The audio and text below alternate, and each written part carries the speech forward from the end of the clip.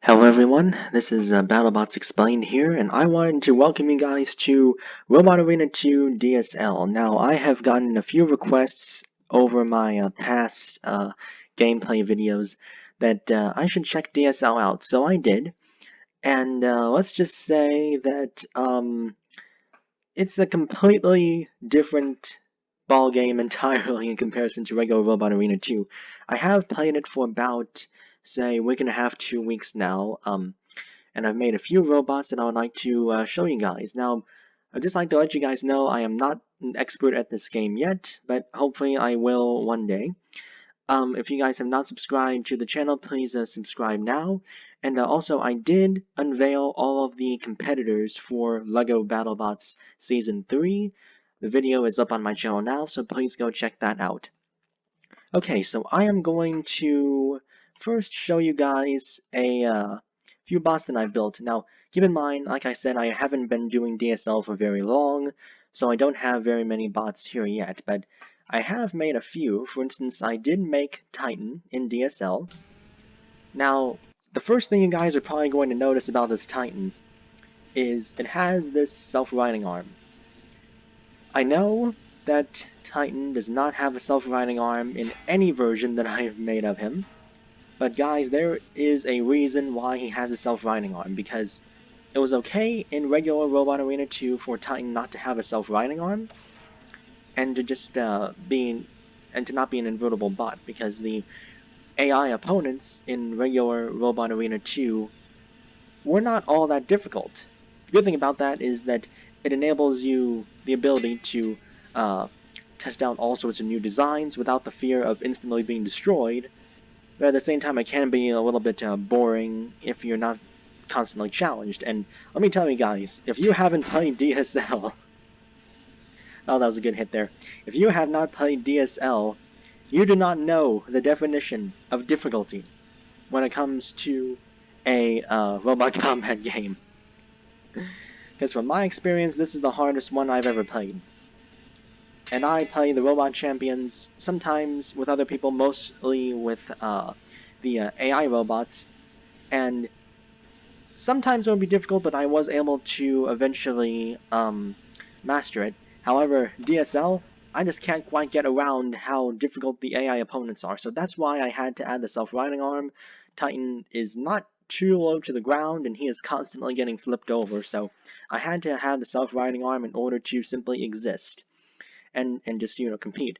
And another thing you may notice is I did do Titan's Disc in nearly the same fashion that I did in my previous version of Titan in regular Robot Arena 2.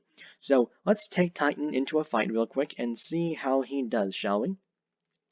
Okay, let's go in. My favorite arena in DSL so far, I'll be completely honest, it's kind of a cross between Robo Games, the Battlebot arena, and either of the Robot Wars arenas. Both of them are absolutely fantastic. I really, really enjoy both of them. I'm going to start off in Robo Games, though, because it was the first arena I ever tried out in DSL. Let's put Titan there, and let's see. Let's put Titan against, say, something like the Judge. Okay. As I said, guys, if you haven't played DSL, it is a completely different game entirely than with regular Robot Arena 2. It's incredibly difficult in comparison, and also, clearly, the what I was trying to say is that the weapons, if you make certain types of weapons, guys, it's just not going to work out as well. Because you guys remember Titan's Disc from the previous Robot Arena 2 videos, the regular Robot Arena 2, and how powerful that disc was. The thing is, in DSL, my particular styling of making this disc is... Oh goodness, I'm losing parts already. In DSL, apparently single-tooth discs are not something that really work out too well. I am clearly getting some hits and scratches off on the Judge, but I'm not actually... Oh no, goodness, no, my motor's smoking. He is on his side, which is good. Now he's not. See, that's what I was just talking about. See, notice how my disc suddenly stopped when I hit the Judge? Yeah, that wouldn't happen as much in the stock Robot Arena 2 version. In the DSL version, at least with my experience so far, the vertical spinners are not nearly as good in DSL. Now, I understand that I'm pretty new at the game, and I'm sure that there are ways to make the vertical spinners more powerful, but so far in my experience, oh goodness, I'm smoking. So far in my experience, it has not been good at all. Guys, if you know some kind of a trick in DSL to make vertical spinners more powerful, please, for goodness sakes, let me know, because Titan could really use a boost in DSL. I'm just trying my best not to die against the judge here. The judge, you guys may not actually know this, but the guy who built the judge was actually on Team Chomp in 2015, no, not 2015, 2016 when they competed. And also 2018, yes, so Season 2 and Season 3 Chomp, yes, the guy who built the judge was on their team.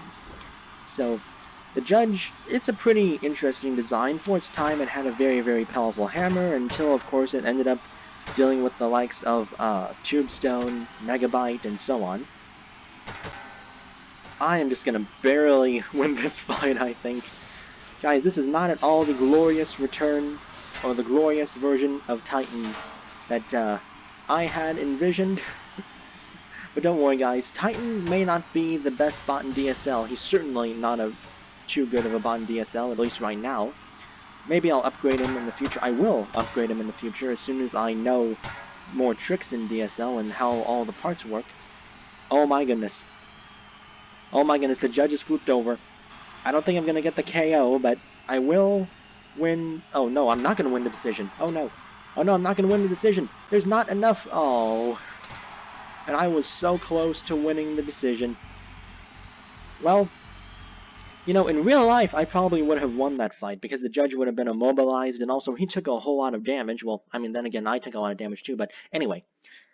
That didn't work out as well as I had hoped, but it's okay though, because Titan is not the only robot I have made in DSL. As you guys saw the screen before, I have Titan, Bombshell, Volcanic, Terabyte, Shredderator, and the Ultimate version of Titan. Now, I'll show you guys Titan Ultimate in another video. He's pretty much the only way that I've been able to get Titan to at least the kind of just the idea of Titan, because this is not at all Titan. This is basically Deep 6 with a much bigger base, guys. This is not Titan. You guys know that. So that's more of an extreme version of Titan, just an experiment I did, and I will show him in a future video. However, a few robots that I think I should show you guys are the full body spinners I've made in DSL. Now, I'm sure those of you have made, some of you have made full body spinners in DSL, but I haven't seen that many of you actually make full body spinners in DSL, so I decided to make a full body spinner. And of course, what better full body spinner to make than Gigabyte, Terabyte, and Megabyte? You guys know they're all basically the same thing. I decided to name mine Terabyte. So here is Terabyte. It's a big, powerful, terrifying full body spinner, and it is very powerful. It does not have the same exact type of weapon slowdown that Titan has. And I don't really understand that. So guys, again, if you guys know a trick about how to make vertical spinners better in DSL, please let me know in the comments, because I have no idea how that works. Okay, so now that I've shown you Terabyte, and yes, he is extremely powerful, and yes, he can self-right with this pole just like in real life. So let's take Terabyte into a match, and let's see how Terabyte does. Okay, let's put Terabyte against somebody like, let's see, who's someone good to put Terabyte up against? How about we put Terabyte, no, not against the judge again. How about we put Terabyte up against Techno-Destructo? That's a pretty good one. Now, speaking of a Techno-Destructo, Sean Urban, when he brought Ultimo Destructo to Battlebots in 2016 and 2018, oh, that was a pretty good hit. Not everyone knows this, but Techno-Destructo, sorry, I keep calling him that, Ultimo Destructo, actually, goodness gracious, he had many different configurations. He had like 4 or 5 configurations for all the basic robot styles. So he had a horizontal spinner, a vertical spinner, a hammer, and a flipper. If all those weapons had worked well individually, I think that a robot like Ultimo Destructo could do pretty well. It's just unfortunately it had certain different issues, and I am getting absolutely tossed here. Excuse me, Techno Destructo, but I do not appreciate you doing that. There we go. Takes me a little while, it takes a little while for a Terabyte to get up to speed here, but once he is a monster, guys. You will see that. Okay, there goes his flipping arm. Yeah. Okay, like I said before, I haven't seen too many people make full-body spinners in DSL, and I can kind of understand why in a way. For one, making a full-body spinner, goodness gracious. Making a full-body spinner is something that, the biggest problem with it by far is driving it. Now, you guys may notice that I was able to put the pole on Gigabyte, and that certainly helps me know which way I'm pointing, and it also helps me self-right. But the way I did that, though, is I just used a small snapper burst motor. I think it's still called a snapper motor. It was called a snapper motor in snapper burst motor in regular Robot Arena 2. I'm not exactly sure what it's called in DSL, but whatever that small little flipper motor is, I put just some extenders on that, kind of line it up in the center, and there you have Gigabyte's pole. So, yeah, the pole definitely helps me. It does help me to self-ride. It certainly helps me know which way I'm turning. And another reason that I think, honestly, that, oh goodness, that a lot of people, both in real life and in DSL, more so in DSL, don't decide to make full-body spinners, is because they're kind of difficult to drive and they're kind of risky to drive, and I understand that entirely. Yes, beat him. I definitely understand why some of you guys would be hesitant to make full-body spinners, because they can be a little bit difficult to drive. Their gyroscopic forces can be a little bit off the charts sometimes. Let me show you guys a little bit of kind of an example of that. So here is a Shredderator, which I made. This is excuse me, this is actually my second attempt at making Captain Shredderator, and it's also a pretty powerful full-body spinner. The thing about Captain Shredderator that makes him different from Gigabyte is, first of all, his overall shape. He's what you would call kind of like a tuna can style full-body spinner. Second of all, he has way more teeth than Gigabyte. And third, you notice no self-riding pole. But I can still drive him around pretty well. It's because I painted part of his chassis. I put a white decal there.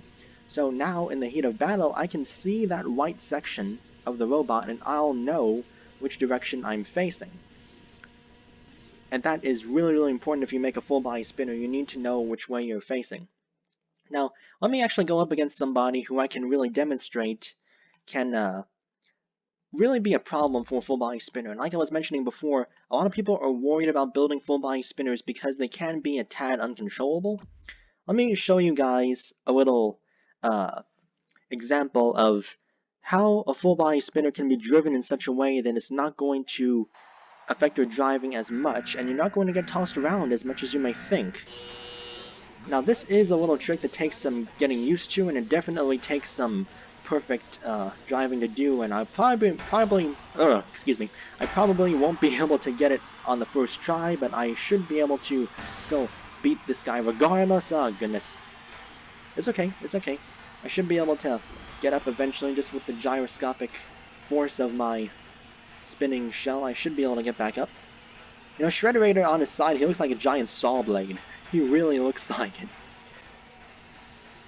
Oh, and also this robot that I'm not exactly fighting, but the robot that just tipped me over, Alcoholic Stepfather here.